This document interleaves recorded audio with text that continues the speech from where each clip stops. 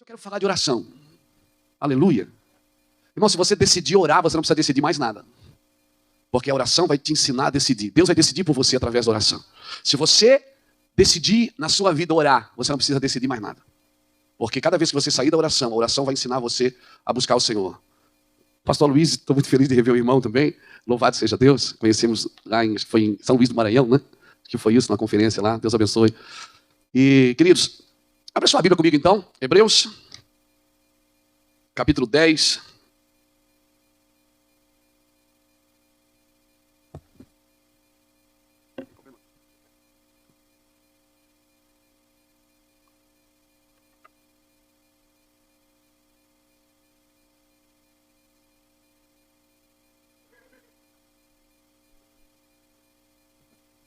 Glória a Deus. Seja bem-vinda, pastora. Louvado seja Deus. Silvia, querida. Hebreus capítulo 10, versículo 19. Diz assim: portanto, irmãos, tendo ousadia para entrar no Santo dos Santos pelo sangue de Jesus, pelo novo e vivo caminho, que ele nos consagrou pelo véu, isto é, pela sua carne, e tendo grande sacerdote sobre a casa de Deus, cheguemo-nos com verdadeiro coração e plena certeza de fé, tendo o coração purificado da má consciência e o corpo lavado com água limpa. Guardemos firme a confissão da nossa esperança, pois fiel é aquele que fez a promessa. Consideremo-nos uns aos outros para nos estimularmos ao amor e às boas obras. Aleluia! Louvado seja Deus. Eu gosto muito do livro de Hebreus, queridos. Hebreus para mim é a graça explicando a lei. E para quem acha que viver na lei era mais difícil, não, acho que viver na graça é muito mais difícil. Porque a graça é experimental. Só consegue explicar a graça quem está inserido nela, quem vive ela. Graça é totalmente experimental, amém? Senhor, nós te adoramos nessa noite, glorificamos o teu santo e bendito nome. Obrigado por estar conosco, obrigado por nos trazer até aqui, obrigado por guardar a nossa casa e por nos trazer são e salvo para essa reunião, Deus. Nós nos submetemos a esse ambiente de glória, nos submetemos ao ambiente do Senhor, ao ambiente da revelação da tua palavra. Senhor, em nome do Senhor Jesus Cristo, leva-nos em lugares que o nosso coração ainda não foi. Nós temos carência de ti, temos carência de um avivamento, temos carência de um despertar da tua glória, Senhor. Senhor, por favor, pega a gente por dentro, Deus. Por favor, Pai, pega a gente por dentro. E nós prometemos te dar toda a honra e toda a glória. Devolvemos a ti tudo que o Senhor deu a nós. Que o teu nome seja glorificado nas nossas vidas. Damos uma voz de comando às regiões celestiais, Senhor. Tudo que tem o nosso nome, o nosso sobrenome, está guardado pelo teu sangue, está guardado pelo teu nome poderoso, Jesus. Em nome de Jesus Cristo. Aleluia! Graças a Deus. Irmãos, talvez a palavra que mais tem permeado meu coração nesses dias seja ousadia. Eu acho que nós nunca precisamos tanto de ousadia como nós estamos precisando nesses dias. Porque esses dias nós precisamos entrar em lugares que a gente acredita que existe. Só que a gente nunca teve coragem de entrar. Não adianta você só olhar para cima, você tem que subir, amém? Não adianta a gente só olhar para cima, não adianta a gente só desejar uma coisa. A gente tem que saber o que a gente carrega. Eu sempre costumo dizer que avivamento não é o que você recebe, é a resposta que você dá para aquilo que você recebe. Eu costumo dizer que avivamento não é a tampa voando, é o fundo caindo. Avivamento não é quando você vai numa igreja ou faz parte de uma comunidade e cada vez que termina uma pregação você sai feliz com o pregador. Avivamento não é isso. Avivamento não é quando você sai feliz com o pregador, é quando você sai triste com você mesmo. Quando a palavra de Deus ela confronta a gente. Porque esse é o objetivo da palavra de Deus. Ela confronta, conserta, consola e conserva.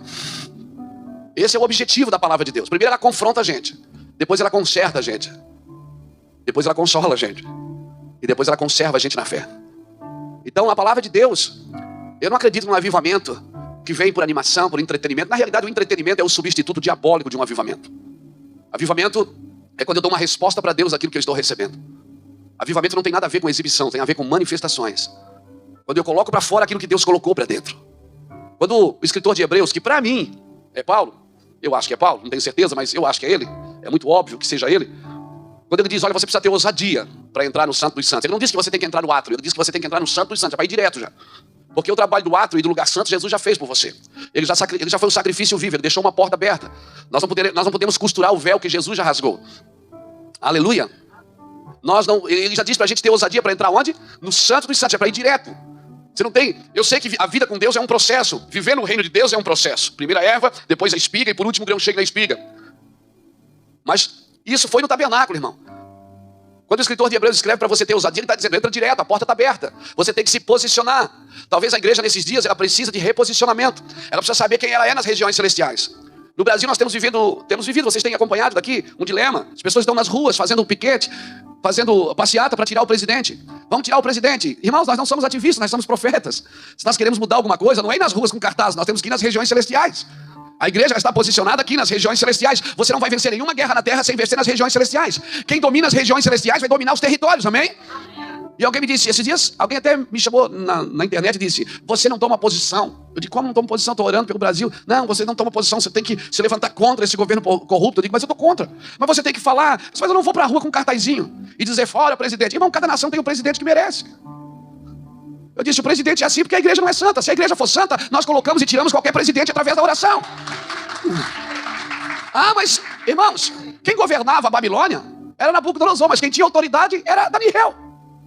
Um dia todo o governo se dobrou a Daniel. Até Nabucodonosor disse, ninguém adora outro Deus aqui, não sei o Deus desse cara aqui. Então não importa quem está sentado na cadeira, importa quem está nas regiões celestiais, clamando pela sua nação. O que eu quero dizer com isso? Eu quero dizer com isso que não adianta nós nos posicionarmos na terra sem a gente se reposicionar nas regiões celestiais. As guerras são vencidas aqui em cima, irmãos. As guerras são vencidas aqui em cima.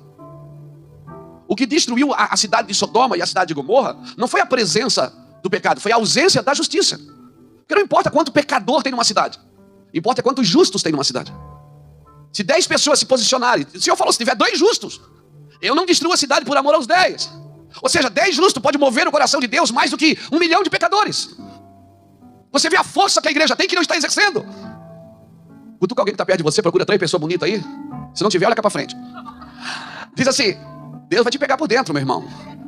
Deus está reposicionando a sua igreja na terra. Diga, Deus está reposicionando a sua igreja na terra. Deus está reposicionando a sua igreja na terra. A igreja precisa saber o que ela carrega, amém? Eu gosto muito de uma palavra do exército. Como é o nome do homem que fundou o exército da salvação? William Bolt, acho que é, William Bolt. Ele diz uma coisa interessante. Ele diz assim, que é melhor você, quando você vai orar, falar com Deus, é melhor você ter um coração sem palavras, ficar em silêncio, do que você ter palavras sem um coração. É melhor você saber o que você está falando. Porque é melhor você ficar quieto lá, ficar com Deus, contemplando. É melhor do que a gente falar sem entender muitas vezes o que Deus quer que a gente realmente fale. Orações, irmãos, não é para dar conselho para Deus. Orações não é para dizer o que Deus tem que fazer, como se ele não soubesse o que fazer.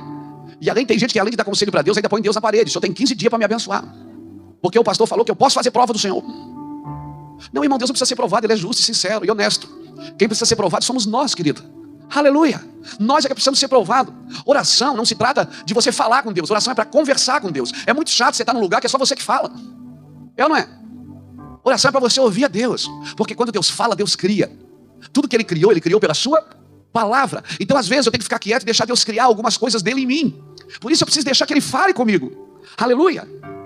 Então, quando o escritor de Hebreus diz, olha, tenha ousadia para entrar no Santo dos Santos pelo novo e vivo caminho.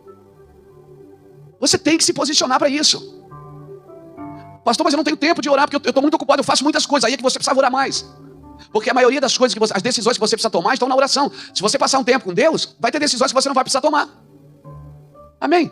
Quando você sai da oração ali, 60%, 80% das suas dúvidas, das suas mazelas já estão resolvidas. Aleluia. Querido, se a oração não te fizer parar de pecar, o pecado vai te fazer parar de orar. Obrigado pelo seu amém evangélico. Aleluia! Se a minha oração não está me fazendo parar de pecar, o pecado vai me fazer parar de orar. Alguém vai vencer essa luta. E eu prefiro que o Espírito vença. Porque o Espírito ele não tem sentimentos, ele tem convicções. Eu estava essa semana ministrando num lugar, quando eu terminei, o jovem me procurou e disse assim, pastor, qual é o segredo? Eu digo, não coma semente. Não coma semente, porque Deus dá pão para o que come, mas dá semente para o que semeia. E eu não estou falando de dinheiro, eu estou falando de semente. Semente na sua vida, você é uma semente. Você acredita que você é uma semente? Então não se preocupe quando alguém quiser enterrar você. Porque semente para dar fruto tem que morrer mesmo. Agora, se você está buscando a Deus só por causa de você mesmo, então você não precisa morrer. Porque Deus dá pão para o que come, mas Ele dá semente para o que semeia. Então numa igreja sempre tem 2 públicos. Tem os consumidores e tem os mantenedores. Os consumidores são aqueles que vão atrás do pão. Eles querem para eles. Os mantenedores não, eles querem receber para servir o próximo. Quando você quer comer, você vai num restaurante, você vai lá, come, paga a conta e vai embora. Agora, quando você quer fazer uma comida, você vai comprar e vai preparar a comida na sua casa, do seu jeito, da forma que Deus te deu. Irmãos, e nós precisamos. Eu não sei o que está acontecendo aqui na América, eu tenho orado bastante pela América, mas no Brasil eu estou vendo assim que Deus está fazendo algumas coisas. Deus está destronando algumas coisas. E é Ele que está fazendo, não somos nós. Esses dias eu estava numa conferência de pastor e eu falei para aqueles irmãos, eu disse, irmãos, a casa de Saul está caindo. E a casa de Davi está sendo levantada. Agora, quando Deus levantar a casa de Davi, não é para a gente pisar em Saul, é para a gente dizer, tem alguém da casa de Saul para que eu possa usar de benevolência, para que eu possa abençoar a casa de Saul? Aleluia! O problema, sabe por que eu paro de orar e de buscar Deus e de ter ousadia para entrar? Porque eu acho que a oração perfeita é aquela que Deus responde com sim. A oração perfeita não é a que Deus diz sim. Oração perfeita é aquela que Deus diz alguma coisa. Ou sim, ou não, ou espera. Porque o não de Deus também é uma oração perfeita. Se você quer construir o caráter de alguém, você vai dizer mais não do que sim sempre. Se você olhar nas leis de Deus, tem 365 nãos, um não para cada dia. Você passa o dia dizendo mais não para o seu filho do que sim, ou não é? Procure os psicólogos, pergunte para eles. Uma criança que só recebe sim, sim, sim, sim, vai virar um monstro. Então às vezes Deus está dizendo não, para, chega. O não de Deus é o não curador, querido. Então essa é a oração perfeita. Quando Deus não faz nada, quando Ele diz espera, essa também é a oração perfeita.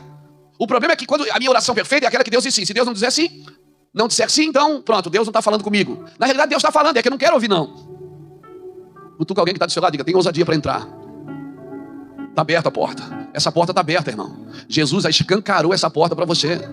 Aleluia. Nós precisamos nos posicionar. Agora o que nós vamos fazer? Nós vamos para a igreja pensando em nós. Nós vamos para a igreja pensando em nós. Cada dia nós temos um culto para alguma coisa. Nós temos o culto que nos dá a vitória, nós temos o culto que nos abençoa, nós temos o culto da cura, nós temos o culto da prosperidade. Eu espero que sobe algum dia para cultuar a Deus. Porque do jeito que está, nós estamos mais cultuando as pessoas do que a Deus. Irmãos, nós precisamos nos posicionar em oração. Deixa Deus trabalhar. Aleluia. Eu estava lendo um livro, faz umas 2 semanas atrás, muito interessante, fala do favor de Deus. Que um pai e um filho foram no mercado, e enquanto o pai estava fazendo compras, o filho ficou na frente do balcão de doces, das balas, dos pirulitos, e ficou ali extasiado com um pote de bala que tinha, assim, bala caramelizada. E o dono do mercado percebeu. Chamou o menino e disse, filho, põe a sua mão ali, pega, pode pegar para você, pega ali. Ele disse, não vou pegar não. Meu pai não está aqui. Ele disse, pega, pode pegar, eu estou dando para você. Ele disse, não, meu pai não está aqui, eu não vou pegar não. Daqui a pouco o pai chega com o carrinho no mercado, o homem disse, olha, eu falei para o seu filho pegar a bala, ele não quer pegar até o senhor chegar. E o pai disse, pega meu filho, ele está dando. Eu disse, pai, pega você. Ele disse, não filho, ele está dando para você, pega você. Ele disse, não pai, pega você que a sua mão é maior.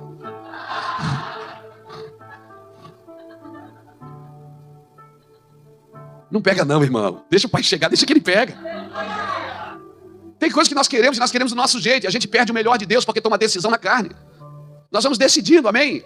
Nós queremos trazer a arca para nossa casa e a gente faz que nem Davi, faz de qualquer jeito. Vai lá e constrói um carro de boi e traz. E aí as pessoas vêm morrendo no caminho e a gente não se dá conta que a gente está matando pessoas no caminho por uma coisa que a gente deseja muito. Davi recuou e disse, quando ele viu Uzá botar a mão na arca, aí alguém disse para mim esses dias, não, mas Uzá morreu porque Uzá foi irreverente. Eu disse, não, irmão, irreverência não mata. Mata sim, pastor. Eu digo, rapaz, se irreverência matasse, os nossos cultos terminariam em velório. Tinha que parar o carro, tinha que parar a ambulância na porta de cada igreja. Irreverência não mata não, querido. O que está matando é a irresponsabilidade. Davi, quando viu que Uzá morreu, ele foi embora, deixou a arca, deixou tudo. Já não quis mais. Aí tinha um homem lá, Obed-Edom levantou a mão e disse, se ninguém quiser esse negócio aí, deixa lá em casa. E a arca foi para a casa dele como? O mesmo objeto, numa casa causa velório, na outra causa prosperidade. Como que a glória faz mal para um e faz bem para os outros, no mesmo ambiente? O problema não está na arca, não está na glória, está em quem carrega ela, irmãos. A unção, ela vai fazer mal para algumas pessoas e vai fazer bem para outras. A unção fez mal para Saul e fez bem para Davi. Porque o problema não é a unção, é como eu lido com ela. É a resposta que eu dou para ela. A arca matou o filho de Abinadab, mas na casa de Obed-Edom ela estava abençoando sua família. E depois ela sozinha foi colocada na frente do templo de Dagon, na frente da estátua. Dagon caiu, sem cabeça, sem braço. O problema não está na glória de Deus. O problema está sempre em quem carrega a glória, o recipiente que leva essa glória. Aleluia. Irmãos, nós estamos entrando num tempo que nós vamos precisar intensificar a nossa vida com Deus. Nós vamos precisar mergulhar mais fundo.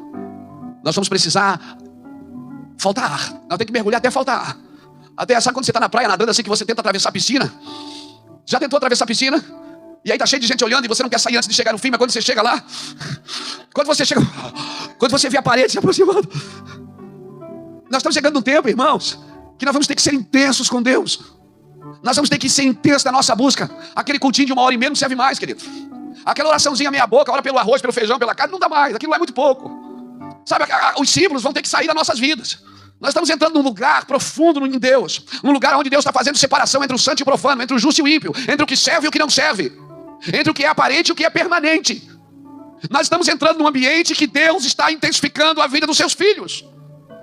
Você vai estar andando na rua, Deus vai te chamar para orar. Eu acho que chegou num tempo que Deus está chamando a gente. Não é mais a gente que faz o que tem vontade, é Deus que está colocando vontade na gente. Eu acredito que Deus está tirando desejos e colocando clamores dentro de nós. Deus está tirando cargos e colocando encargos. Eu tenho conversado com gente que não quer mais título, não quer mais cargo, não quer mais nada. Só quer o encargo de Deus para fazer a obra de Deus. Acho que nós estamos chegando quase como aqueles 24 anciões que tiram as coroas da cabeça.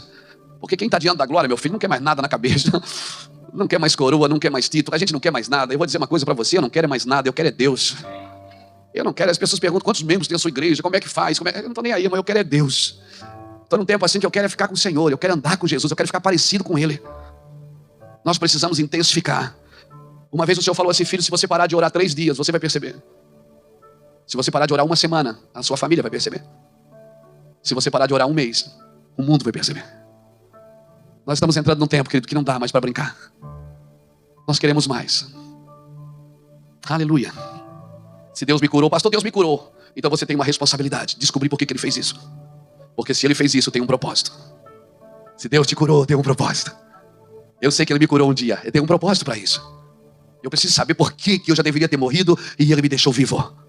Eu preciso saber por que eu deveria ser um salafrário e hoje eu sou um apóstolo. Eu preciso descobrir o porquê que Deus mudou a minha vida. Tem um propósito para isso. E o mundo espera ardentemente isso, irmãos. Quando Deus criou a terra, Ele colocou ela sob a custódia de Adão. Por isso que Ele diz para o homem, domine o homem sobre todas as coisas, domina sobre tudo. A terra era perfeita até Adão cair. Quando Adão caiu, querido, a terra começou a produzir espinhos e abrolhos. Por quê? Porque agora ela não tinha mais a quem se sujeitar. Quando você está num ambiente que não tem governo espiritual, o governo do espírito não tem a quem se sujeitar. Então por isso o pecado reina. Tudo que é imoral reina, tudo que é terrível reina. Por quê? Porque o mundo espiritual ele precisa de alguém para se sujeitar. Por isso que a Bíblia diz que a terra geme. Nós estamos gemendo e o Espírito está gemendo porque a terra está procurando os filhos de Deus. Ela espera que os filhos de Deus se manifestem. Ela está procurando alguém para se sujeitar de novo. A terra não suporta mais viver sem sujeição. E aí a gente diz, por que Deus não faz nada? Porque Deus deu a terra para mim e para você. E ela tem que se sujeitar a alguém. E nós, queridas, às vezes nós estamos fazendo... Eu não estou dizendo que Deus não quer te abençoar e Deus quer te abençoar. Mas Deus quer te reposicionar. Ele quer que você descubra quem você é. Irmão, quando eu descubro quem você é, o diabo tem um problema. Quando você descobre quem você é, Satanás tem um problema. O diabo não tem problema se você vai à igreja. Ele não tem problema se você é evangélico. Até porque quem te chama de evangélico é a revista Veja, não é a Bíblia. A Bíblia te chama de filho. Nenhuma vez a Bíblia te chama de evangélico. Nós não somos religiosos. Deus não é evangélico. Tem gente que pensa que Deus aceitou Jesus, ficou bonzinho, agora ele é evangélico também. Não, Deus não é evangélico. Assim como ele não é católico, ele é santo. Aleluia. Você não pode se achar que está dentro de uma religião e ponto. Não, Deus, ele não tem uma religião, Deus é santo. Aleluia. Nós vamos criando religiões. Nós vamos criando padrões para buscar a Deus. Padrões. Deus não tem um padrão. A terra está procurando a quem se sujeitar, querido. As catástrofes estão procurando a quem pare isso. Quem vai parar isso? As igrejas estão cheias de gente vazias, buscando os seus próprios interesses, quando Deus está querendo colocar a terra na mão de alguém, pastor Fernando. Deus quer colocar cidades inteiras na mão de homens e mulheres. Quando a terra clamou, Deus nunca enviou coisas, Ele sempre enviou pessoas. Quem sabe você é a resposta de uma cidade, querido? Oh, meu Deus.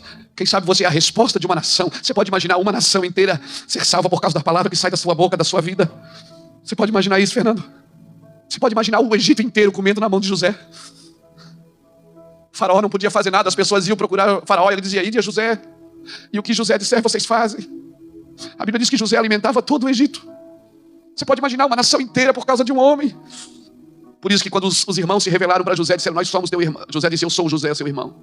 Os irmãos botaram a mão na cabeça e pensaram, agora ele vai nos matar. José disse, fique tranquilo, vocês fizeram mal para mim, mas Deus me enviou na frente para guardar vocês com vida. Quando você entende quem você é, você entende o sofrimento, o porquê dele. O porquê, porque pioneiro sofre mais. Quando você é pioneiro de justiça, você sofre mais. Quem vai na frente sofre mais. Padece um pouco mais. Aleluia. Há 10 anos atrás eu não tinha R$1.000 para pagar o aluguel da igreja. Hoje o zelador ganha 1.200. Há 10 anos atrás, 15 anos, eu sentava na frente de um 3 em 1 para gravar fitinhas cassetes, para ajudar a pagar a passagem de ônibus, que me levava nas igrejas para pregar. Nós precisamos entender o que é ser pioneiro, irmãos. Hoje tem 74 pessoas em tempo integral lá na igreja. Nós precisamos entender o que é ir na frente. Quem vai na frente sofre um pouco mais. Ele vai na frente abrindo os céus, assaltando a rua, rasgando. Mas eu quero profetizar que você anda, seus filhos vão correr, seus netos vão voar. Em nome do Senhor Jesus Cristo, eu quero profetizar um nível de rapidez sobre o seu ministério, sobre a sua vida. Em nome de Jesus. Deus não nos chamou, irmãos, para ir para a igreja fazer campanha para enriquecer. Eu vou dizer uma coisa para você, e se posicione. Se você se posicionar em Deus, você só vai precisar de 2 retrovisores para olhar as coisas que vão começar a correr atrás de você. Meu Deus, alguém levante a mão e diz: sou eu, pastor. Sou eu mesmo esse homem aí. Se você se posiciona em Deus, você só precisa ter 2 retrovisores para olhar, para ver as coisas que vão alcançar você. Elas vão querer estar com você.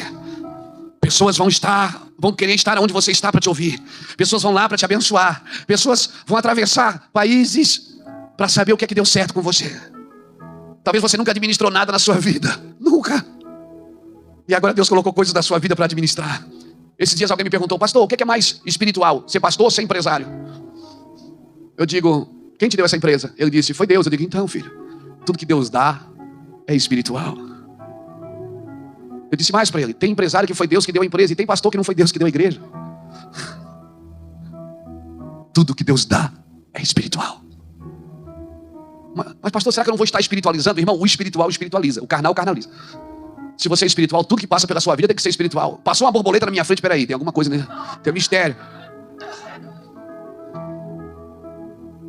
Estou lá orando, para um pássaro, posso? Fica me olhando. Eu digo: peraí, o que é que o senhor quer? Pastor, isso não é meninice? É, meninice. É aí que está o segredo, a meninice. O segredo é essa inocência que a gente não pode perder, porque o céu se manifesta na inocência. O céu se manifesta na inocência. Está aí uma coisa que Adão não provou, ser menino. Jesus provou. Ele foi menino. Está aí uma coisa que nós precisamos voltar a entender. Nós temos que ser menino na malícia, irmãos. Senão nós nunca vamos orar como cabeça de rei. O coração é de menino, mas a cabeça é de rei. Aleluia. Eu vou dizer uma coisa para você: tudo que você vai ser, vai ter e vai fazer já está com você, querido. Não precisa mais de ninguém botar a mão na sua cabeça. Você só precisa se posicionar em Deus e tomar posse daquilo que Deus colocou em você. Aleluia! Glória a Deus! Nós só precisamos nos posicionar. Se Deus quer, eu quero. Se Deus quer, eu quero. Se Deus disse: Luiz, eu vou fazer, eu estou junto. Oração não é para mim dar conselhos para ele. Oração é para me descobrir o que ele está para fazer. Salmo 139, verso 16 diz que no seu livro ele escreveu sobre mim, sem que nenhum dos meus dias existisse. Você sabe o que é Deus fazer uma biografia sua sem nem ter nascido ainda? Pastor, mas isso não é predestinação? Seria, se ele forçasse você a viver, mas ele não força. Ele diz: ó Luiz, eu tenho essa vida para você. Se você largar a sua vida por amor de mim e viver a vida que eu tenho para você, nessa vida aqui as coisas vão correr atrás de você. Nessa aqui você vai correr atrás delas. Mas Senhor, eu vou para a igreja para abençoar, para o Senhor abençoar a minha vida. Ele diz: não, eu não posso abençoar essa vida. Eu quero que você perca essa vida para viver a vida que eu tenho para você. Porque na vida que você quer que eu abençoe, você governa. Na vida que Ele tem preparada para você, quem governa é Ele. Esse é o segredo da arca de Noé não ter afundado. Ela não tinha leme. Noé construiu, mas não dirigiu. Você pode fazer qualquer coisa para Deus, querido, desde que não seja você que esteja no comando. Ah, meu Deus, como é bom você olhar para o timão e ver alguém lá dirigindo o barco para você. Como é bom, querido, você olhar, você faz uma burrada, faz uma besteira, de repente você olha para dentro de você e diz: oh Deus, me perdoe. Ele diz: deixa que eu vou resolver isso, sai da frente. Cabeção. Deixa que eu resolvo para você. Como é bom você ter para onde correr, querido. Mas por favor, tenha ousadia para entrar nesse ambiente. Aleluia. Ousadia para entrar no Santo dos Santos pelo novo e vivo caminho. Cheguemos com o coração verdadeiro, com a certeza de fé, com a consciência purificada, com o corpo lavado pela água, guardando a condição da nossa esperança e mais, respeitando os irmãos e estimulando os irmãos em amor e em boas obras. Irmão, é fácil demais. Está fácil demais servir a Cristo. Nós aqui estamos complicando as coisas. Aleluia. O problema é que nós temos dificuldade de viver fora da obrigatoriedade. A graça, ela isenta você das obrigações, mas não tira a responsabilidade de você. Jesus chegou, um dia uns fariseus perguntaram para Jesus, para Pedro: o teu mestre não paga tributo? Jesus pergunta a Pedro: quem deve pagar o tributo? Os filhos ou os estrangeiros? Pedro disse: os estrangeiros. Ele disse: os filhos estão isentos então? Estão isentos? Aí Jesus pega uma moeda e diz: vai lá, dá para eles, paga eles lá, para que a gente cumpra toda a justiça. João Batista, ele entra na água. João Batista convém que eu seja batizado. Ele diz: não, você tem que me batizar, para que se cumpra toda a justiça. Porque a graça, irmãos, ela não vive na obrigatoriedade, ela vive na responsabilidade. Ela sabe que ela está isenta. Eu sou livre para fazer ou não fazer, mas eu escolho fazer. Na graça nós somos livres da obrigatoriedade, mas não somos livres da responsabilidade. Eu não sou livre de cumprir o princípio. O filho está isento, mas não está isento da responsabilidade. Ele faz porque ele é filho. Ele não faz porque tem uma obrigação. Havia uma necessidade de salvar o mundo, mas Jesus não entrou na terra para salvar o mundo por necessidade. Porque Deus não se move por necessidade. Deus se move por amor. Ele amou o mundo de tal maneira que deu o seu filho. Irmão, se eu perguntasse para você, qual era o propósito de Deus, Isaac ou Ismael? O propósito de Deus era Isaac ou Ismael? Isaac. Agora Deus deixou de abençoar Ismael? Não deixou. Porque nós temos as coisas permitidas por Deus e as coisas planejadas por Deus. O plano original de Deus era Isaac. Agora Ismael foi o que Deus permitiu. Ele abençoou também. Agora a Bíblia diz que para Isaac ele deu tudo. Para Ismael ele deu presentes, como deu para os outros filhos. Que ele teve com Quetura, né? Ele deu presentes para esses filhos. Mas para Isaac não, ele deu tudo. Irmão, quando Deus tem que te abençoar, a bênção não sinaliza o propósito. Nem sempre que Deus está te abençoando, Ele está dizendo que Ele está te aprovando. A bênção não sinaliza o propósito. A bênção sinaliza a misericórdia. Porque Deus não tem o plano B, Ele só tem o plano A. Deus não olhou para você no berço e disse, uau, nasceu João, e agora? Eu vou fazer isso com o João, se não der certo, aí eu faço aquilo. Não, Deus não improvisa. Ele tem um plano original. Eu sei os planos que eu tenho para vós. No seu livro ele escreveu sobre mim, sem que nenhum dos meus dias existisse. Ele tem um plano original, ele tem um plano perfeito. Mas todas as vezes que eu saio do plano original, então ele cria um plano adicional para me trazer de volta para o plano original. A ideia de Deus é que eu viva o propósito dele. Aquilo que ele desenhou sobre mim. Aquilo que ele planejou sobre mim. O problema é que eu tenho que abandonar a minha vida. Se Deus tem que te abençoar sempre, sabe o que significa? Que você está fora do propósito. Porque quando você está no propósito, Deus não precisa te abençoar sempre. Ele te usa para abençoar os outros. Você vai ser um canal de justiça onde Deus te plantar. Se Deus está tentando te abençoar, mas Deus está me abençoando. Então aí o que é que a gente entende? Se Deus está me abençoando é porque eu estou fazendo a coisa certa. E Deus diz, não, eu estou te abençoando por misericórdia, não é por propósito. Você está entendendo como a igreja precisa voltar? Você está entendendo como a igreja precisa voltar para o plano original de Deus? Nós éramos para estar abençoando o mundo. Você está entendendo? Nós éramos para estar abençoando o mundo. Onde tem uma catástrofe, deu lá. A igreja era para estar lá enfiada, abençoando e pagando as despesas. Mas hoje nós não pagamos nem a marcha para Jesus, irmão. Quem paga é a prefeitura, que é para Jesus. Aí você me diz o quê? Que autoridade uma igreja dessa tem para entrar no mundo espiritual e reivindicar a autoridade no mundo do espírito? Não tem nenhuma. Nós precisamos voltar a ter ousadia para entrar no Santo dos Santos, pelo novo e vivo caminho, pelo sangue da nova aliança. Jesus deixou uma porta aberta, Jesus foi lá. O que Adão perdeu, Jesus reconquistou e devolveu para o homem. Só que o homem está na igreja, abrindo porta para ele. Nós precisamos abrir porta no mundo espiritual, querido. Aleluia, nós podemos mudar. Você pode mudar um bairro, você pode mudar a faculdade que você estuda. Meu Deus, você já pensou nisso? Você pode criar uma mudança sobrenatural naquele lugar. Daniel sozinho na Babilônia, com uma janelinha aberta para Jerusalém. Ele mudou a mentalidade. Houve uma mudança de paradigma na Babilônia enquanto Nabucodonosor governava. Mudou de rei 3 vezes na Babilônia. E Daniel continuava com o mesmo caráter. Você lembra? 3 vezes mudou de rei. Nabucodonosor, Belsazar, seu filho, depois o rei Dario. Mudou de governo, entrou governo, saiu governo. E Daniel cada vez mais intenso em Deus, mais puro. Um dia o dedo escreveu na parede. Você lembra disso? Menem, Tekel, Parsi. Belsazar se embebedando com os utensílios da casa do Senhor. Ninguém sabia decifrar. A rainha mãe disse, tem um rapaz aí, que na época do teu pai ele era terrível. Teu pai amava ele. Daniel já estava esquecido do ministério. Nem Belsazar conhecia ele. Depois de Nabucodonosor morreu, Daniel voltou a ser só o Daniel. A rainha mãe disse, só tem um homem aqui, que ele ouve a voz dos deuses. Um homem aqui que teu pai ouvia ele. Ele disse, manda chamar esse homem. Quando Daniel está entrando, Belsazar aponta o dedo para ele e diz, és tu mesmo, Daniel? Daniel capítulo 5, ele diz, sim, sou mesmo. Ele disse, você sabe o que está escrito ali? Ele disse, você vai se lascar. Tá pego, nego, como a gente diz lá no sul. Está escrito ali. Aí Daniel começa a contar uma história para ele. Diz assim, sabe teu pai? Teu pai matava quem queria e deixava viver quem queria. Teu pai tinha poder. As pessoas tremiam em ouvir ele. Mas um dia ele propôs no seu coração de ser maior do que Deus. Foi pastar com os animais. E depois então ele reconheceu que só o Senhor é Deus. Ele baixou um decreto que ninguém deveria adorar outro Deus aqui. Ele devolveu os utensílios da casa do Senhor. Você foi lá e pegou tudo e está praticando orgias com os utensílios da casa do Senhor. Ali está escrito que esse reino vai ser tirado de ti. Pesado foste e achado em falta. Belsazar baixou a cabeça e morreu naquele mesmo dia. É desses homens que eu sonho, irmãos. Homens que liberam sentenças no mundo do espírito. Homens que liberam sentenças que vão mudar a história no mundo do espírito. São com esses homens e essas mulheres que eu sonho. Pessoas que vão liberar palavras. Alguém me disse esses dias: você fala assim porque você não ama a igreja. De cara, não fala besteira. Eu amo tanto a igreja que eu estou nela. O problema não é a igreja, irmãos. O problema é o que nós vamos fazendo com ela. Nós estamos na igreja e nós não entendemos quem somos. Nós não nos posicionamos. Nós precisamos caminhar, aleluia. Nós precisamos caminhar para aquilo que Deus escreveu sobre nós. Um coração que se abre, uma mente que se abre para Deus, nunca mais vai voltar a ser do mesmo tamanho, irmão. Você nunca vai conseguir ser do mesmo tamanho. Experimenta passar tempo de oração, você nunca mais vai conseguir viver sem aquele tempo. Experimenta, o seu corpo sente. É como você fazer uma dieta e comer um tipo de comida. Quando você volta a comer uma comida normal, você não consegue mais comer uma comida normal, querido. Nós estamos entrando num ambiente, querido. Nós estamos entrando num ambiente que nós vamos ter que caminhar sobre aquilo que Deus falou.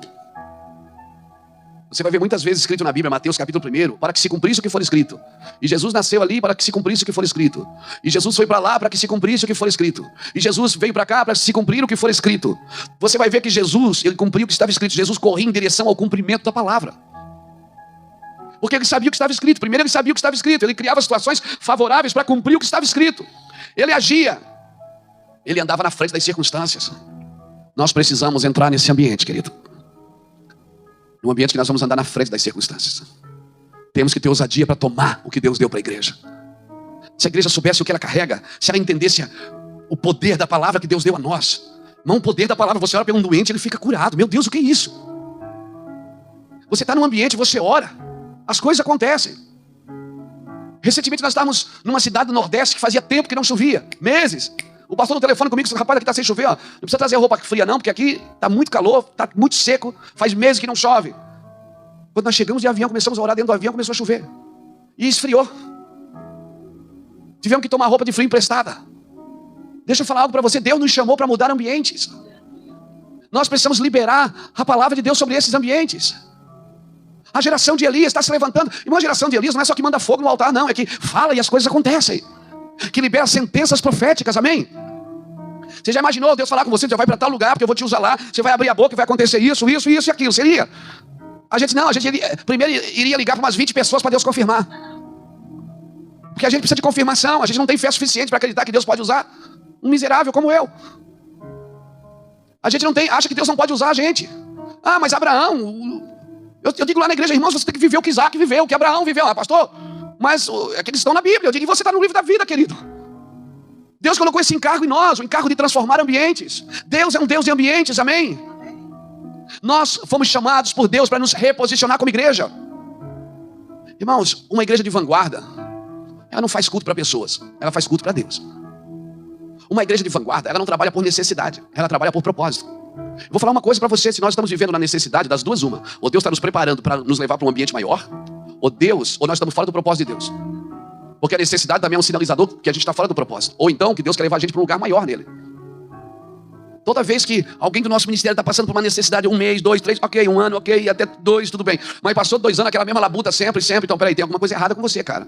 Se as pessoas que estão ouvindo você não estão sendo transformadas, tem alguma coisa errada com a gente. Se nós estamos em ambiente, não estamos mudando a vida das pessoas, se as pessoas que nos ouvem não têm vontade de buscar a Deus, então peraí, a palavra que sai da nossa boca não tem força, não tem poder, não tem unção, são meras informações acerca de Deus. E eu não posso estudar sobre Deus sem viver com Ele, querido. Como é que eu vou estudar um Deus que eu não conheço? Eu não posso chegar aqui com uma faca, abrir Deus no meio e fazer uma anatomia de Deus. E explicar aqui, isso aqui é o coração de Deus, ó, isso aqui é o rim, esse aqui é o pulmão do Senhor. Não, Deus não quer ser estudado, Deus não é um produto de admiração. Você tem que degustar ele, provar e ver que o Senhor é bom. Por isso que na ceia você come o pão e bebe do vinho. Você tem que sentir o gosto do que você está fazendo. Aleluia, tem que ter sabor isso. Nós temos que sentir o sabor da glória. Aleluia, tem que ter gosto para mim, o corpo de Cristo. O corpo de Cristo não é um lugar que eu me reúno 1, 2, 3 vezes por semana para receber uma palavra. Ah, meu Deus, recebi uma palavra. Esses dias eu estava numa igreja e a pessoa disse, ai, pastor, obrigado, eu estou até mais aliviado. Eu digo, irmão, eu não quero aliviar você. Eu queria que você saísse mais carregada nessa noite. O objetivo da palavra é esse, irmãos, é ativar, é nos destravar, é colocar encargos dentro de nós. É fazer com que a gente não descanse enquanto não coloca aquilo para fora. Eu não sei quanto a você, às vezes você abre a Bíblia, as letras saltam, é como se Deus abrisse as letras e tirasse o recheio e enfiasse na sua boca. Eu não descanso enquanto eu não boto aquilo para fora. Uma vez por mês a gente tem um café de pastores, lá em Itajaí, o primeiro sábado do mês. Vem pastor do Brasil inteiro, há 14 anos. E Deus sempre me dá uma mensagem por mês. E depois eu pego ela e vou diluindo para a igreja. Não diminuindo o teor, mas diluindo em partes. Ele me dá uma mensagem por mês que eu libero naquele café. Bom, pergunta à minha esposa, na noite do café eu nem durmo direito. Porque eu fico carregado. Eu quero botar para fora. Eu queria que o café começa às 8 da manhã, às vezes 6 horas eu já estou de pé. Eu quero ir para lá, eu quero botar para fora. Naquele dia eu prego 3 horas, 4 horas. É uma doideira. Quando acaba também. Sabe quando você vira o Hulk? Já viu o filme do Hulk? O cara do domingo é o Hulk. Domingo ele está lá dando pau, liberando palavra profética. Na segunda-feira está só com a bermudinha rasgada.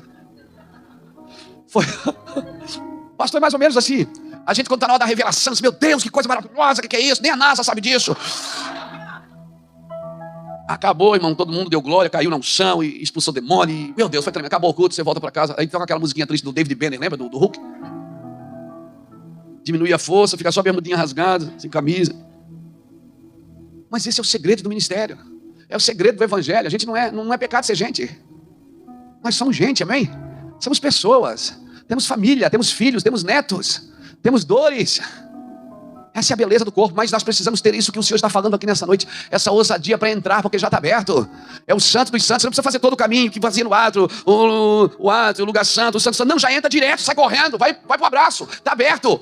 Jesus já passou pelo altar, ele já virou o sacrifício, ele já passou pelo lugar santo, o santo dos santos, o véu já foi rasgado. É só você entrar por esse novo e vivo caminho e se reposicionar em Deus. Saber que você é como igreja. Irmão, se tem um cara que me chama a atenção na Bíblia, é Davi, um homem de paz. Um homem de paz. Davi foi o maior guerreiro da Bíblia, mas só homem de paz pode entrar em guerra. Davi, quando guerreava com pessoas, ele pegava a espada e ia para cima. Quando ele guerreava com demônios, ele soltava a espada, pegava a harpa. E ficava ali tocando. Ele esquecia que ele tinha matado 100, 200. Ele estava ali adorando. O Senhor é meu pastor e nada me faltará. Aí no Salmo 144 ele escreve: bendito é o Senhor que adestra as minhas mãos para a peleja e os meus dedos para a guerra. Quando ele brigava com o homem, era a mão na peleja, na espada. Quando era com demônios, eram os dedos na guerra. Por isso que eu sempre gosto de ministrar com música. Eu estou aqui com a espada furando você e ela está ali com os dedos na guerra. Davi, irmão, quando ele chega no acampamento do exército de Saul, ele vai levar comida para os irmãos. Ele escuta alguém gritando e ele pergunta: o que está gritando aí? Aí alguém diz para ele: olha, tem um cara gritando aí há 40 dias. Você sabe o que você está num ambiente há 40 dias, todo dia aquele cara vem dizer: não tem homem aí. Não tem homem aí. 40 dias, um ambiente oprimido. Davi está vindo de fora e diz: espera aí, ninguém vai fazer nada com esse cara. Você já viu o tamanho dele? Não, mas ninguém vai fazer nada. Você já viu o tamanho da espada dele? Mas ninguém vai fazer nada. Não, o céu não é lugar de boa intenção, querido. A eternidade é lugar de atitudes de boa intenção. Aleluia. É isso aí. Aí ele disse: eu vou lá. Só que ele não foi. Primeiro, ele chamou alguém e disse assim: vem cá, quanto é que vai ganhar o homem que derrubar esse gigante? Aí o cara disse: o homem que derrubar esse gigante, ele vai casar com a filha do rei. Com a filha do rei? É. E não vai mais pagar tributo. Não, nem ele, nem a casa do pai dele. E ele vai ser muito abençoado. Ele disse: vem que nem o Roberto Carlos, esse cara sou eu. Não, é comigo, deixa comigo. O que eu aprendo aqui? Que não é pecado você calcular. Não é pecado você esperar a recompensa. Pecado é você não saber por que está lutando. Eu sei que tem recompensa, irmão. E eu também estou de olho nela. Eu sei que tem recompensa para quem andar, para quem pisar mais firme no chão, para quem chegar mais perto, para quem arriscar mais. Eu sei que tem. Eu não posso vir aqui na frente com o microfone e dizer: não, eu não quero nada. Eu quero sim. Eu sei que tem e eu estou a fim de pegar. Das duas, uma: ou eu olho para a recompensa ou eu olho para o gigante. Pastor, sabe qual é a recompensa? Sei, a minha recompensa é o Senhor. Ele diz: a porção do seu povo é o Senhor. O Senhor é a minha porção. Nada que Deus te dê, querido, pode substituir o que Ele é na sua vida. A minha porção é o Senhor, porque com Ele tem tudo. Aleluia. Querido, ousadia para entrar no santo dos santos, pelo novo e vivo caminho, pelo sangue da nova aliança. Por favor, quem nasceu para ser águia não pode andar em terreiro de peru, querido. Peru não age, ele só reage. Peru, ele não tem ação, ele só tem reação. Se você ficar ali com ele e não falar, ele não fala. Se você é peru, ele fica a noite toda, se você fica a noite inteira. Quem nasceu para ser águia, querido, não pode andar em terreiro de peru. O problema, eu vim aqui nessa noite para dizer uma coisa para você: você precisa descobrir quem você é em Deus. Pastor, a minha identidade, a sua identidade está no Senhor. Você está procurando a sua identidade aonde?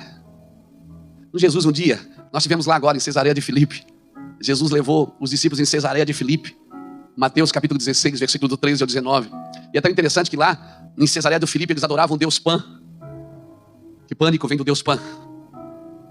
E tem um lugar lá que se chamava As Portas do Inferno. E Jesus levou os discípulos lá para falar isso para eles. Para dizer que as portas do inferno não prevaleceriam contra a igreja do Senhor. E Jesus chega lá, em Cesareia de Filipe, e pergunta assim para os discípulos: o que as pessoas dizem que eu sou? Aí disseram, um diz que o senhor é isso, outro diz que o senhor é aquilo, outro diz que o senhor é aquilo. E ele disse, e vós? O que vocês dizem? Pedro pula na frente e diz, eu sei, tu és o Cristo, o Filho do Deus vivo. Jesus disse, Pedro, não foi carne nem sangue quem te revelou, mas foi meu Pai que está no céu, e eu também te digo, tu és Pedro. Irmão, veja bem, quando Pedro disse, tu és o Cristo, ele disse, tu és Pedro. Quando você descobre quem ele é, você descobre quem você é. O problema é que você procura a sua identidade, mas não sabe quem ele é. A sua identidade não pode estar firmada em pensamento positivo, na sua capacidade, na sua força. A sua identidade está firmada em quem ele é para você. Tu és o Cristo, ele diz, e tu és Pedro. Quando você tem uma revelação, revelação gera identidade. Aí depois ele disse, eu te darei a chave. Identidade gera autoridade. E o que tu ligares na terra terá sido ligado no céu. Ou seja, revelação gera identidade. Identidade gera autoridade. E a autoridade gera o serviço. O processo correto. O problema é que a pessoa vai trabalhar para Deus sem conhecer quem ela é. E na primeira pancada ela recua. E por que ela não conhece quem ela é? Porque ela não conhece quem o Senhor é. O povo que conhece a Deus é forte e fará proezas. Você sabe o que é uma proeza? É uma coisa que ninguém nunca fez. Uma proeza é uma capacidade além do normal. É você fazer uma coisa que você sabe que não tinha capacidade de fazer. Isso é uma proeza. O povo que conhece a Deus é forte, querido. E sabe o que eu aprendo aqui? Que Deus não te deu fé para confiar nele, Ele te deu fé para conhecê-lo. Não adianta você confiar num Deus que você não conhece. Porque quando Ele dizer não, você vai achar que a sua oração não foi respondida. Mas se você o conhece, quando Ele diz não, você diz amém, Pai. O seu não é melhor do que a minha vontade. Eu sei que eu te conheço. Eu sei que o Senhor é um Deus protetor. Se o Senhor está dizendo não, eu fico com o teu não, Senhor. O teu não para mim é refrigério. Aleluia. Conhecer a Deus é tudo.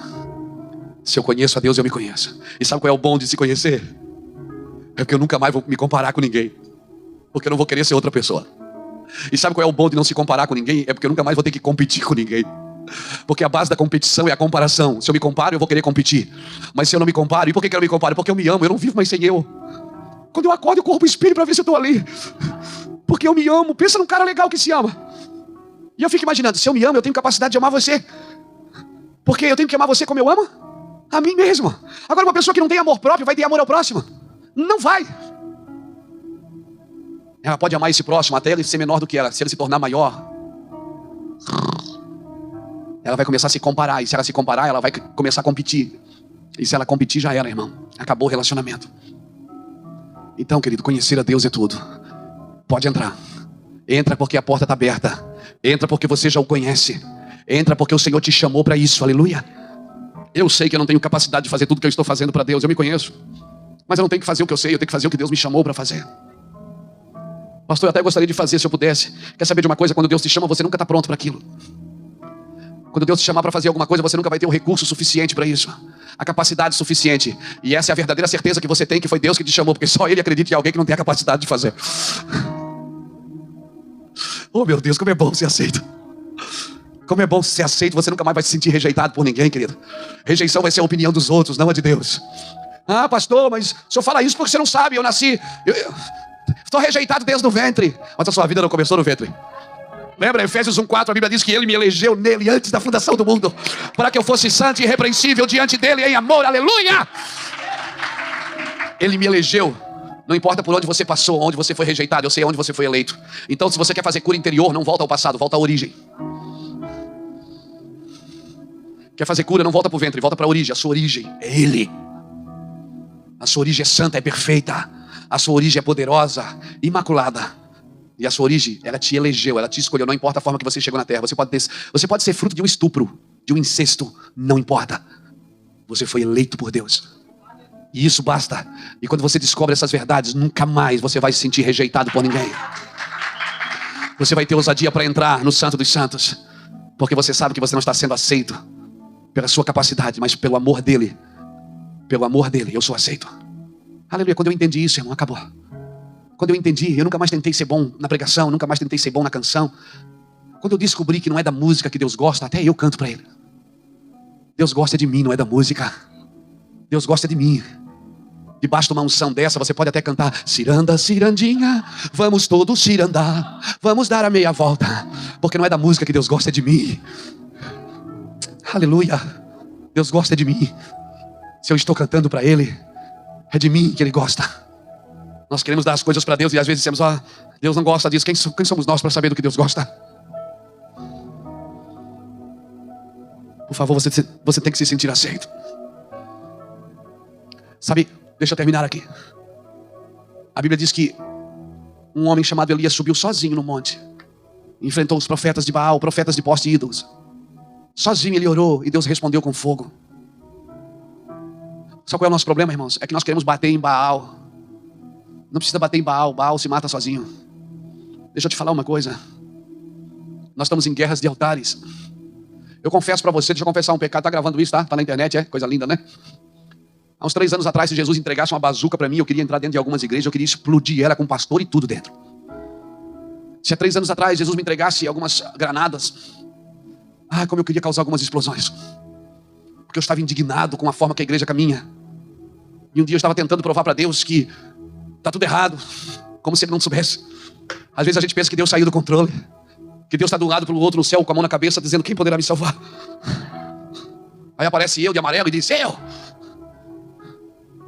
Deus tem tudo sob controle, querido. Tudo está do jeito que precisa estar. E Deus me falou assim: filho, sabe qual é o problema? É que você está querendo derrubar Baal, um porrete na mão. Filho, você está numa guerra de altares. Você não derruba Baal batendo nele, você derruba Baal fazendo um altar maior do que o dele. Porque eu respondo altares. Deus responde altares. Amém? Tem muitos lugares, irmãos, vou te falar uma coisa, que nós não precisamos de regra, nós só precisamos levantar o nível. Se eu e você levantarmos o nível, tudo que vai ficar para baixo é palha. Ofne e Finéias pecavam, adulteravam, comiam do sacrifício, porque a palavra de Deus era rara e as visões não eram frequentes. E quando você está num lugar que não tem palavra de Deus, não tem visão, não tem poder de Deus, o pecado reina. Mas Nadab e Abiú não tiveram a mesma chance. Quando eles entraram no incensário, foram fulminados na hora. Porque naqueles dias tinha um homem que falava com Deus face a face, como qualquer um fala com seu amigo. E se nós estamos num ambiente onde homens falam com Deus face a face, o nível é alto, irmão. E quando o nível é alto, eu vou dizer para você, não adianta. Quando o nível é alto, não precisa de regra. As regras são fortes, onde os relacionamentos são fracos. Todo lugar que não tem relacionamento com Deus precisa ter muita regra para o povo permanecer. Agora, todo lugar que tem relacionamento com Deus não precisa de regra, só precisa da sua glória. A sua glória, ela mantém tudo como precisa estar. Por que você acha que Ananias e Safira morreram? Porque eles reteram uma parte. Não, irmãos. Pedro falou para eles: por que vocês não ficaram tudo para vocês? Era de vocês, você não precisava mentir para o Espírito Santo. O problema é que o nível estava alto. Porque antes deles, naquele dia, passou um homem naquele altar chamado Barnabé. Um homem que vendeu uma herança e colocou aos pés dos apóstolos. Não nos bolsos, nos pés. Porque os apóstolos pegavam aqueles recursos e compartilhavam com os necessitados, compartilhavam com os sacerdotes, compartilhavam com os levitas, compartilhavam com as viúvas que perdiam seus maridos. Esse era o trabalho daquele dinheiro. Quando Barnabé passou ali, a Bíblia diz que ele vendeu uma herança e colocou tudo. Sabe o que ele fez? Ele elevou o nível. Dias depois, Ananias e Safira, naquele mesmo altar, no altar da igreja primitiva, no altar da igreja do Senhor Jesus daqueles dias, Ananias e Safira reteram uma parte. Irmão, se você quer reter uma parte, você não pode entrar na fila de quem está dando tudo. Se você quer reter uma parte, você não pode ter aliança com quem está dando tudo, porque você vai morrer. Se nós queremos reter uma parte, nós precisamos andar com quem está retendo uma parte. Mas se nós queremos dar tudo, nós precisamos ter aliança com quem está dando tudo. Porque o ímpio não vai permanecer na congregação do justo. Se nós elevarmos o nível, sabe o que vai acontecer? Não vai precisar de regra.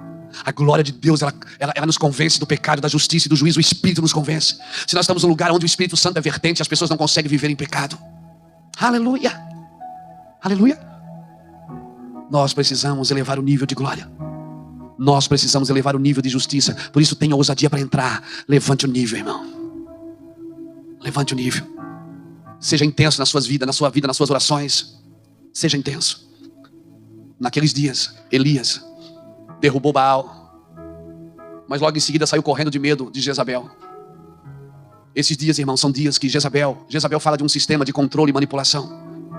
tem se levantado para tentar destruir a profecia. A Bíblia diz que Elias correu, sabe para onde ele correu? Para o monte de Deus. Você imagina, ele correu para o Horebe, o monte de Deus, diz a Bíblia.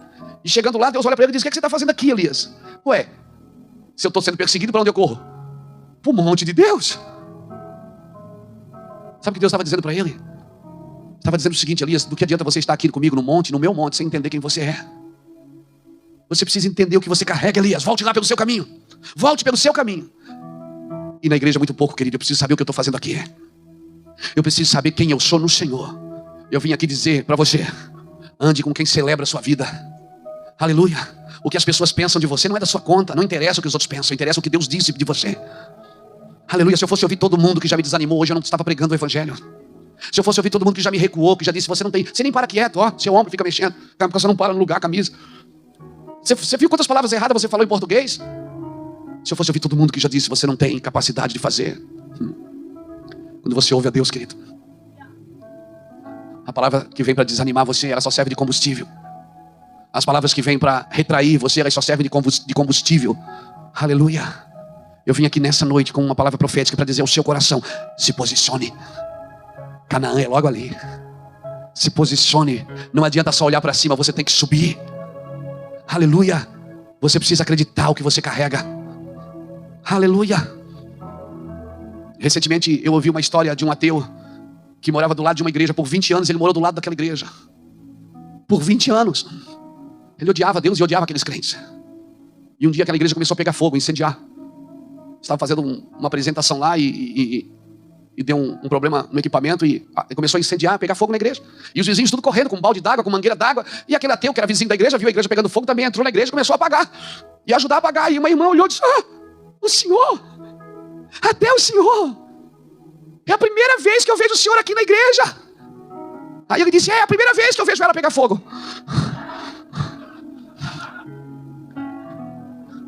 Eu não fui atraído por causa da igreja, eu fui atraído por causa do fogo.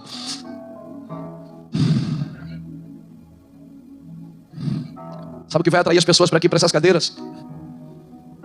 Não é a igreja, é o fogo. É o fogo. Quando eles se assentarem nessas cadeiras e saber que 1 hora, 2 horas sentado aqui valeu mais por 2 anos, 3 anos de vida. Então sabe o que vai acontecer? Eles vão voltar e vão trazer mais alguém com eles. E nós não vamos mais precisar de nada, de nenhum atrativo. Nós não vamos mais precisar de nada, porque eles vão ser atraídos pela palavra. E sabe qual é a coisa boa de ser atraído pela palavra, Fernando? É que se é Deus que atrai, é Deus que alimenta. Se é Deus que atrai, é Deus que sustenta, não somos nós. Porque se é nós que atraímos, é nós que temos que sustentar. Então todas as semanas nós temos que inventar alguma coisa nova. Mas assim não. Se é Deus que está atraindo, sai da frente. É porque Deus vai sustentar os seus filhos com a sua palavra. Aleluia, fique de pé comigo, querido. Aleluia. Entra aí, meu irmão. Entra, porque a porta está aberta. Não corra para o monte de Deus. Às vezes o nosso zelo é desfocado. Paulo tinha tanto zelo pela igreja, até que um dia o Senhor mostrou a luz para ele e disse: Paulo, por que você me persegue? Ele disse: mas eu estou guardando a tua igreja. Não, Paulo. Ele pergunta: quem és tu, Senhor? Jesus responde: sou Jesus a quem tu persegues. Saulo sabia quem era o Senhor, mas não sabia quem o Senhor era. Ele sabia que era o Senhor, mas não sabia quem aquele Senhor era. Como você pode servir um Deus, Saulo, que você não conhece? Paulo tinha zelo pela igreja, tinha zelo pela obra de Deus, mas ele não conhecia Jesus, ele não conhecia o zelo perfeito. Daqueles dias em diante, Paulo parou de perseguir a igreja e passou a ser perseguido por ela. Passou a ser perseguido pelos judeus. Talvez que quando a gente conheça Deus, a gente também possa ter essa transfusão, essa transição, vamos dizer assim, de ser perseguido por aquilo que a gente sempre perseguiu. Eu quero orar por você, querido. A minha oração é que Deus pegue você por dentro, cative você por dentro. A minha oração é que Deus cative você por dentro. Esse é o melhor lugar para mim, esse é o meu ambiente. Louvado é o nome do Senhor Jesus. Vamos adorar o Senhor com uma canção. E se Deus falou com você, se Deus pegou você por dentro, sabe o que acontece quando você ouve uma mensagem assim, dá vontade de ir para casa orar? É, não é? Eu quando ouço alguém ministrar assim, uma mensagem mais violenta assim, que mexe com o meu espírito, eu faço um monte de promessa para Deus. eu digo, Deus, eu vou melhorar. Eu vou ser melhor para você. Eu vou melhorar. Deus sabe que você não vai mudar o mundo, mas Ele espera que você pelo menos tente. Ele espera que você pelo menos tente. Ele sabe que você não pode fazer tudo, mas Ele espera que você pelo menos tente fazer algo.